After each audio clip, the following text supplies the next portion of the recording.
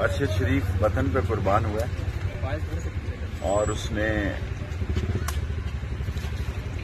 اس وطن کے لیے کفن پہنا ہے. میں ان کی والدہ سے ملا اور ان کی والدہ بہت غمزدہ ہیں. ان کی بیٹی بھی، ان کا بیٹا بھی، اور سبھی لوگ شایان شان طریقے سے ان کی تدفین کریں گے. اور سچ کی خاطر اس نے قربانی دی ہے. اور یہ بات پہلے ہی آ رہی تھی کہ ان کے سر کی قیمت لگی ہوئی ہے. اس ملک میں بہت سارے لوگوں کے سر کی قیمت لگ چکی ہے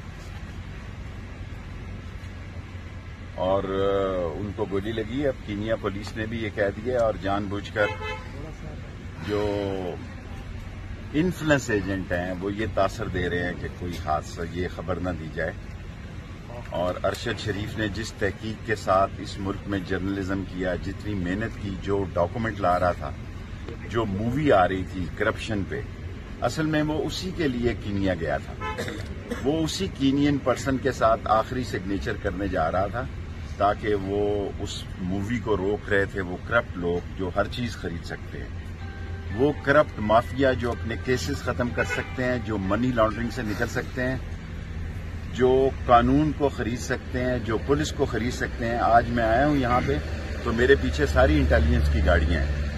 آپ دیکھیں کس قدر ظلم. ساری دنیا کو میں کہنا چاہتا ہوں کہ میں لال حویلی سے نکلا ہوں، اسلام آباد میں داخل ہوا ہوں.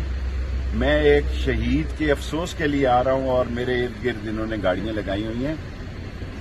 مرنا اور مارنا اور یہ باتیں بھول جائیں.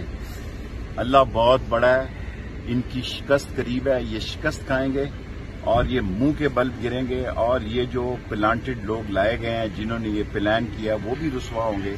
اور قیامت تک ارشد شریف کا نام زندہ رہے. سر قیمت لگانے والے کون ہیں سر؟ سب کو پتا ہے.